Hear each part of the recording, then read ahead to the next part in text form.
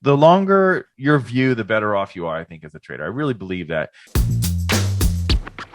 Hey, it's Walter here, and you're at the Think Profit podcast, where we're going to help you develop a rock-solid trading confidence and avoid the potentially endless cycle of system switching.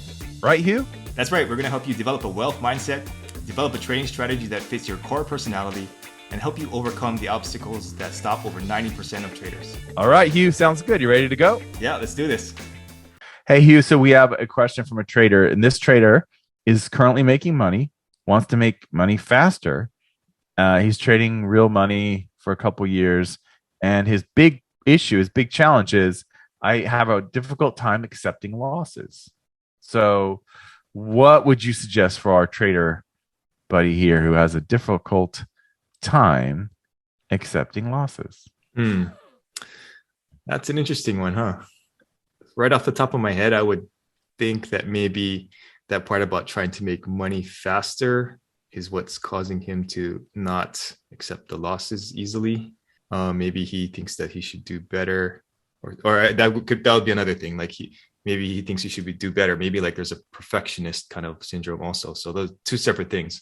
So maybe the first thing would be to consider how you could get a bigger account, maybe get an investor, get some family money or something like that, and just try to scale up that way instead of beating yourself up so much on the losses. And then if it is a perfectionist type thing, then there would have to be some exercises that you do around being okay with those losses, being okay with those losses actually contributing to your gains.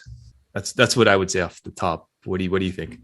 Yeah. I mean, I like thinking in the long, like trying to bring it to the long view, the casino, and so that you don't really put any specific importance on any given loss. Because, just as the casino doesn't really care that in the last 5 minutes, they lost 25 million, so let's say on the floors of the casino in the last 5 minutes, but they know, given that all the odds are in their favor, by the end of the hour, they'll be back up again or whatever, right? Like that's kind of, you can't control the outcome. So I can flip. Okay. So I can flip the coin. And I can say, hey, Hugh, do you think it's going to be heads or tails? And you can choose heads or tails. But that doesn't mean that you're going to win, that you're going to be right? Mm-hmm. You can even choose the coin. I can say, Hugh, I got this old Roman coin. I got the Australian 20-cent piece. I got I've got the Kennedy $50. Is it a $50? Yeah, $50. Mm-hmm. I have all these coins, right? Which one do you want to flip? It's totally up to you. Which one do you want heads or tails? You can have either one. I don't care. I'll take the other side. So, it kind of feels like we have some control over that by you choosing the coin and you choosing whether you get heads or tails, and I don't get to choose that. But the reality is it's still a 50-50 proposition. Not all trading systems are. And with the casinos, they have such a slight edge. They just want to push as much money through their tables and their machines as possible, because they know they're going to skim that little bit off of it, right?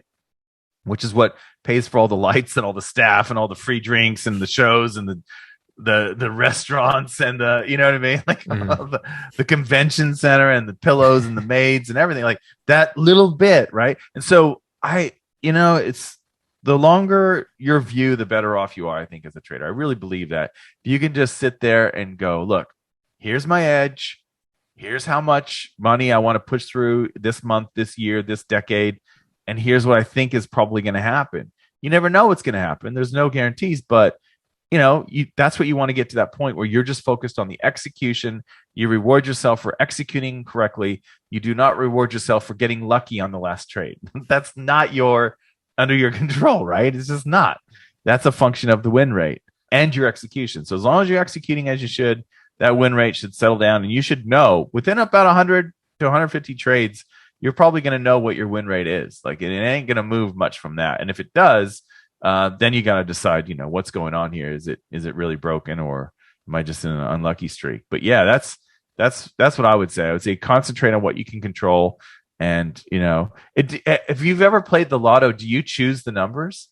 If you play so you kind of feel like, I can choose the numbers. Like I got the control, right? But you really don't. You don't have the control. You might as well just have the computer do it or whatever. So Yeah, so it's tricky. It's a tricky thing, isn't it? Yeah. Yeah, it is. Cool. All right. Thanks, Walter. Thanks. All information in this podcast is for educational and informational purposes only and is not trading or investment advice.